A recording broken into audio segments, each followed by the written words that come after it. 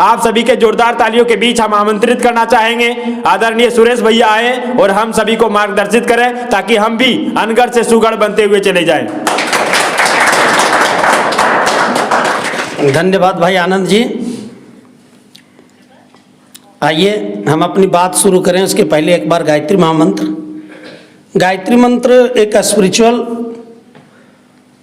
एक ऐसा प्रार्थना है, एक ऐसा प्रेयर है जिसमें गायत्री मंत्र की बोलने के पहले यदि इनकी भूमिका को यदि हम समझ लें, इनके तत्व दर्शन को समझ लें, तो इस मंत्र के प्रति हर वो आस्तिक नास्तिक, बैकवर्ड फॉरवर्ड और दुनिया के किसी कोने में बैठा हुआ व्यक्ति जिसको इस ब्रह्मांड के सूक्ष्म ऊर्जा की जरूरत है, जो इस ब्रह्मांड की ऊर्जा से अपनी पर्सनालिटी को डेवलप करने के लिए के बारे में सोचते हैं और जिनके मन में इस तरह की दकिया सुनी बातें हैं, अंधविश्वास की, झाड़ फूक का, कोई चमत्कार का, कोई बाबा हमारा अंगूठी पहना देंगे, कोई हमारा ग्रह गोचर दूर कर देंगे, कोई शनि राहु केतु का हवन करा देंगे तो हमारी समस्या का समाधान हो जाएगा। गायत्री मंत्र ये सारा फिलॉसफी के खिलाफ है। गायत्री मंत्र क्या कहता है? गायत्री मंत्र का प्रथम अक्षर कहता है बी एंड मेक, अपने आप को बनाइए, अपने जीवन को सन्मार्ग की ओर प्रेरित करिए, खुद ही अपने जीवन को आप प्रयोगशाला बना लीजिए और भगवान बनने का चक्कर में ना पड़े। आज बहुत सारे लोग हैं जो भगवान बनने के चक्कर में लगे हुए हैं, लेकिन हम लोग भगवान नहीं बने बल्कि अपने भाग्य को भाग्यवान कैसे बनाएं। बहुत लोग कहते हैं कि भाई सब लोगों के विधि में लिखा हुआ है जहां जाना है, लेकिन ऐसा नहीं है। सबसे बड़ा सौभाग्य का बात है कि हम लोग को मनुष्य का जीवन मिला है और ऐसे समय में मोटिवेशन मिल रहा है जब हम लोग युवा हैं, अभी कुछ करने का उम्र हम लोगों के पास है और ऐसे समय में यदि सही गाइड हम लोगों को मिल गया तो मित्रों ये गायत्री मंत्र क्या करता है?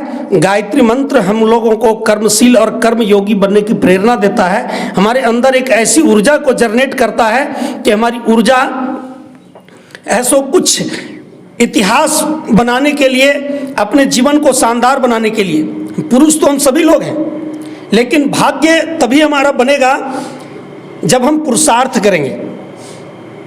क्यों? क्योंकि रास्ते में जब हम चलते हैं तो रास्ते में कहीं ठोकर होता है, कहीं खतरनाक मोड़ होता है, कहीं हमको पूरा पब्लिक का जाम मिलता है, सही समय पर हम पहुंच नहीं पाते हैं। लेकिन इन सारे बाधाओं को चीर चीर कर अपना राह बनाता चल और मंजिल तेरी पग चूमेगी आज नहीं तो कल, आगे कदम बढ़ाता चल, आगे कदम बढ़ाता चल।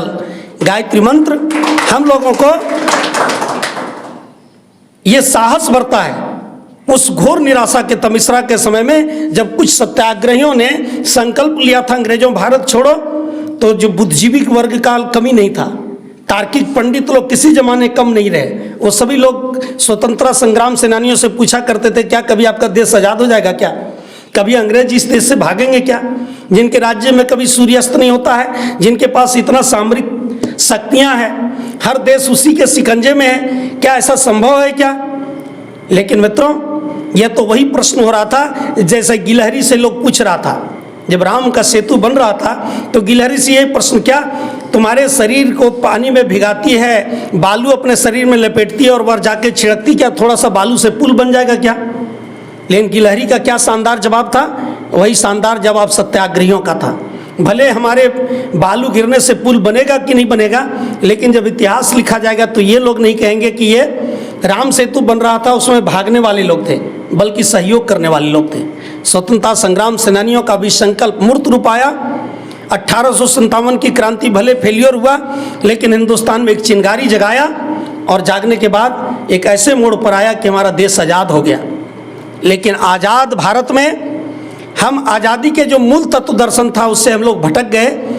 जब तक इस आज़ाद भारत में हर हिंदुस्तान के लोगों का जापानियों की तरीके से, यूरोपीय देश के कुछ ऐसे राष्ट्र हैं जो उदाहरण प्रस्तुत किया है, हर टेक्नोलॉजी हर सेक्टर में उन्होंने परचम फहराया है, वह तभी होगा जब हिंदुस्तान के एक एक युवा जब अपने आप को कर्म योगी बनाएंगे, कर्मशील बनाएंगे, अपने आप को बेहतर बनाएंगे।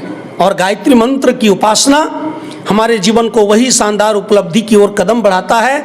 इसलिए आज को जो नए युवा भाई हैं उनके जानकारी संज्ञान में दें।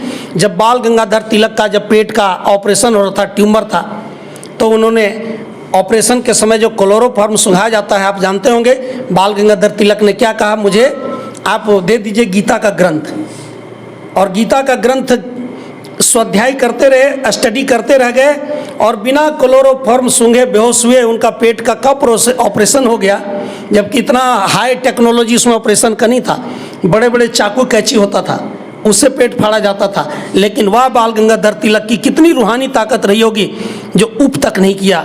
और उस बाल गंगाधर तिलक ने गारंटी लिया क्या, हिंदुस्तान को जगाने वाला 2 मंत्र है, एक वंदे मातरम, आज़ादी तो मिलेगी लेकिन नैतिक, बौद्धिक और सांस्कृतिक जागरण जो होगा हिंदुस्तान का, जो असली आज़ादी है वह गायत्री मंत्र में छिपा हुआ है। जब हिंदुस्तान के लोग इस उपासना को अंगीकार करेंगे तो गायत्री मंत्र क्यों बोलना चाहिए? गायत्री मंत्र इसलिए बोलना चाहिए कि गायत्री मंत्र में जो ईश्वर की परिकल्पना किया गया है, ईश्वर की जो व्याख्या किया गया है वो इतना शानदार है। जैसे हमारे हाथ में जो 5 उंगलियां हैं, ये 5 उंगली क्यों है? क्योंकि यह शरीर जो हमारा है ये प्रकृति से बनी है, 5 तत्वों से, और 5 तत्वों से बना है तो 5 उंगली अलग अलग तत्व का प्रतिनिधित्व कर रहा है। अग्नि का प्रतिनिधित्व अंगूठा कर रहा है, वायु का प्रतिनिधित्व तर्जनी कर रहा है, मध्यमा ईथर बादल का प्रतिनिधित्व कर रहा है। ये कहिए कि अनामिका जो है वो मिट्टी का प्रतिनिधित्व कर रहा है, और ये क्या है, कनिष्ठा सबसे छोटी है, ये वरुण अर्थात पानी का प्रतिनिधित्व कर रहा है। अब 5 तत्व के एक एक अक्षर को मिला दें, 5 तत्व का एक एक पहला अक्षर को मिलाएं तो वो मिलकर क्या बन जाता है, जिसको हम लोग कहते हैं भगवान। देख लीजिए, भूमि का पहला अक्षर भ, गगन का पहला अक्षर ग, व का पहला अक्षर, वायु का पहला अक्षर व, अग्नि का पहला अक्षर अ और नीर का पहला अक्षर न। ये 5 अक्षर मिला तो क्या बना, भगवान। अब सवाल है आज के पढ़े लिखे लोगों से, जो ईश्वर के अस्तित्व को झुठलाते हैं, जो ईश्वर के इतनी बड़ी व्यवस्था पर ही प्रश्न चिन्ह खड़ा करते हैं, जो डार्विन के सिद्धांत को मानने वाले बहुत सारे ऐसे नास्तिक मनों में मैं नास्तिक हूँ। भाई नास्तिक आप हैं, आज युवाओं को कहते हैं ऐसे नास्तिकों की जरूरत है। कैसा नास्तिक? जैसा नास्तिक इस देश को भगत सिंह जैसा नास्तिक मिला। वह भगत सिंह को कोई प्रेमिका भी नहीं लुभा सका, इतनी जुनून थी देश को आजाद करने का। वह भगत सिंह को बीड़ी का कस, वाइन का घूंट भी उनके लक्ष्य को विचलित नहीं कर सका। है नास्तिकों, भगत सिंह को आइडियल मानने वाले जो अपने आप को नास्तिक कहते हैं, अरे नास्तिक बनो तो भगत सिंह जैसा बनो। आज के युवाओं के जेहन में तो क्या हो गया है, शराब देसी और विदेशी बलंडर, जीवन तो 100 वर्ष का कैलेंडर। आज तो युवा यार की शादी है, 2 पैग ले लो, क्या ऐसे नास्तिक? अरे आप नास्तिक नहीं हैं। भगत सिंह का हवाला देकर, वो जो एक कीचड़ होता है एक साफ जगह, न तो आप कीचड़ हैं न तो साफ हैं, आप तो लीचड़ हैं, जिसको आज की भाषा में कहते हैं। आपके सामने कोई लक्ष्य नहीं है, आपके सामने कोई आइडियल नहीं है, आपके सामने कोई वो राह नहीं है। अपना राह बनाने का जो रास्ता है उसी के लिए भारतीय युवाओं को थर्ड आई जगाने की जरूरत है। तीसरा नेत्र, दूसरा नेत्र जो हमको मिला है वह अनपढ़ आदमी हो, मजदूरी का काम करने वाली मेरी बहन हो, या रिक्शा चलाने वाले हमारे भाई हों, या पढ़ा लिखा कोई डॉक्टर हो, रास्ते में क्या रहा जा रहा है सभी ये 2 आंखों से देख सकता है। लेकिन जिस व्यक्ति का तीसरा नेत्र जाग जाता है, थर्ड आई जीवंत और जागृत हो जाता है, वही व्यक्ति के अंदर एक ऐसा पर्सनालिटी जन्म लेता है, एक ऐसा शानदार उपलब्धि उनके जीवन को हस्तगत लगता है। उसी भरतराज को महाकवि बनते हुए लोगों इसी आंखों से देखता है। और जो पत्नी के हाथों 12 बजे रात मार खाने वाले मूर्ख कालिदास अभिज्ञान संकुलम के रचनाकार बन जाते हैं, और तुलसीदास 89 वर्ष की अवस्था में रामचरितमानस की रचना कर देते हैं। इसलिए मित्रों, ये स्पिरिचुअल इंस्टीट्यूट की जो परिकल्पना किया है, आज हम लोग घूम रहे थे तो एक सैलून में गए, बोले आप क्या करते हैं, कितना आपका उम्र हो गया? वो प्रति प्रश्न, भाई हमारे सामने बहुत सारे अवसर हुए, कई बार लोगों को बताया, बार बार बताना भी ठीक नहीं। हमारे पास झारखंड के जितनी भी रूलर पार्टियां हैं वो सभी प्रमुख हमको जानते हैं, और सबकी इच्छा है कि आप हमारी पार्टी में आइए, आपको प्रदेश का प्रवक्ता बनाएंगे, आपको 4 व्हीलर देंगे, टीवी पर डिबेट करना है। लेकिन यह प्रश्न है आज के युवाओं के सामने। भगत सिंह जमींदार के बेटा थे और पिता की जमींदारी किए होते, नरेंद्र विवेकानंद वकील के बेटा थे, विश्वनाथ माता भुवनेश्वरी की संतान थे, जो हाई कोर्ट के वकील रहे, नामी गिरामी। यदि वह पिता की तरह वकालत किए होते, भगत सिंह जमींदारी करते और विवेकानंद वकालत किए होते, तो इतिहास का पन्ना और क्या हो गया रहता। इसलिए आज युवाओं को बदलने के लिए युवा चाहिए, ऐसा रोल मॉडल लोहा लोहा को काटता है। युवा ही अपने जीवन से दिखाए कि हम अपने जीवन में नशा नहीं कर रहे हैं, हम अपने जीवन में ऐसी वैसी बातें नहीं कर रहे हैं, हम रात के 12 बजे तक जग कर फालतू वीडियो नहीं देखते हैं, हम अपने समय का बर्बादी नहीं करते हैं, बल्कि अपने लक्ष्य स्किल्ड, भाई रुपेश जी ने भी बताया, स्किल्ड हिंदुस्तान और चाइना, भले आज हम लोग 30 करोड़ पीछे चाइना को छोड़ दिया गया की दृष्टि में, लेकिन भाई युद्ध भीड़ नहीं जीतती है, युद्ध तो नीतियां जीतती है। अगर जनसंख्या से युद्ध जीता जाता तो 5 पांडवों को इतिहास नहीं जीतने देता।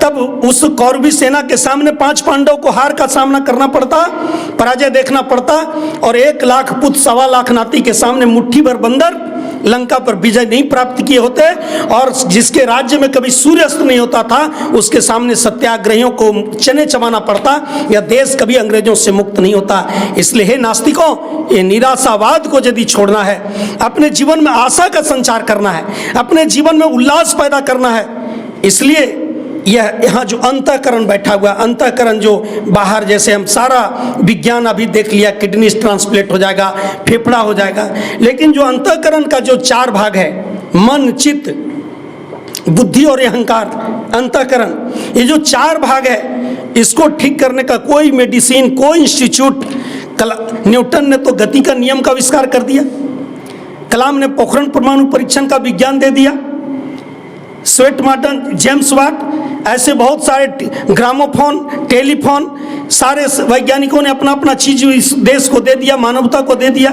आज इस वर्ष जब कहिए कि संविधान के निर्माता डॉक्टर कलाम साहब, ये कहिए डॉक्टर भीमराव अम्बेडकर साहब, और उसी दिन आर्यभट्ट का भी वो जन्मदिन था। कलाम साहब को तो सभी लोग, ये कहिए भीमराव अम्बेडकर तो सभी लोगों ने सेलिब्रेट किया, लेकिन आर्यभट्ट को भूल गया, जो हजारों साल पहले बता दिया था कि तारा हमसे कितना दूर है, यह धरती चपटी नहीं है बल्कि यह गोल है, यह सूर्य की परिक्रमा करती है। कौन दिया था? आर्यभट्ट, पूरी मानवता को गिफ्ट किया। मित्रों, आज के जमाने में युवा जो ईश्वर के, आज के धार्मिकों के बाहरी रोल को देख करके जो धर्म से घृणा करते हैं, उन युवाओं को कहना है कि यदि आप 4 भाई हैं और कोई भाई चालाक और बुद्धिमान है, आपकी संपत्ति को हड़प लिया है, तो आपका झगड़ा उस भाई से है, न कि पिता से है जो चारों भाई को उत्पन्न किया है। आज हम लोग क्या किए, हमारे साथ कोई भेदभाव किया, उसके खिलाफ नहीं, हम लड़ रहे हैं अपने पिता के खिलाफ, जो पूरे सृष्टि के रचयिता हैं, जो संसार भर में 7 अरब मनुष्य को फ्री में ऑक्सीजन पिला रहा है, जमीन को 1 दाना देते हैं धरती माता को, जो बदले में 100 दाना बनाकर वापस करती हैं, जो हमारे लिए प्यासे भीषण तपती धरती पर जो प्यास बुझाने की व्यवस्था बनाया है। बहुत लोग कहता है कलयुग है, कलयुग है तो क्या भाई, आज ऑक्सीजन हम नहीं ले रहे हैं क्या? आज सूर्योदय समय से नहीं होता है क्या? इसलिए अपनी निद्रा को त्यागो, अपनी अहंता को त्यागो, अपने निगेटिविटी को यदि समाप्त करना है, अपने आलस्य को दूर भगाना है, अपने रूटीन को यदि मेंटेन करना है, तो आप स्पिरिचुअल इंस्टीट्यूट से जुड़ें। इसी का नाम है गायत्री मंत्र, और गायत्री मंत्र ईश्वर के प्रथम अक्षर में कहता है ईश्वर इस दुनिया में है तो प्राण स्वरूप है। गायत्री मंत्र क्या कहता है? प्रथम अक्षर प्राण स्वरूप है। ईश्वर आप चिट्ठी में, हाथी में, सब में है, लेकिन आपका असली स्वरूप प्राण के रूप में है। यदि प्राण यहाँ से निकल गया तब तो ये शरीर 5 तत्वों की काया फिर 5 तत्वों में विलीन हो गई, भस्म हो गया, कुछ नहीं बचा। इसलिए यह गायत्री मंत्र हम सभी लोगों के पर्सनालिटी को डेवलप करने का एक ऐसा महामंत्र है जिसको सूर्य की एनर्जी चाहिए। गायत्री मंत्र के देवता भगवान सूर्य हैं। पहले अक्षर में सूर्य का नाम आया, तत्सवितुर्वरेण्यम, जो पूरी ऊर्जा से, light is life darkness day, तो पूरी दुनिया को जो प्रकाशित करते हैं। यदि एवरीडे 20 मिनट सूर्य का ध्यान और गायत्री मंत्र को जीवन में अपना लें तो हमारे जीवन में चमत्कारिक परिवर्तन 100 दिन आते आते आपके अंतर जगत में एक हलचल उत्पन्न करने लगेगा, और जो आपका मन अभी बुराइयों की ओर जा रहा है वो अच्छाइयों की ओर बढ़ना शुरू हो जाएगा। लेकिन शर्त एक है कि संगत और रंगत का बहुत बड़ा प्रभाव पड़ता है। आप जहां जाते हैं निगेटिव लोगों से घिरे रहते हैं। अगर पॉजिटिव और सकारात्मक ऊर्जा चाहिए तो आपको इंस्टीट्यूट से नाता जोड़ना चाहिए।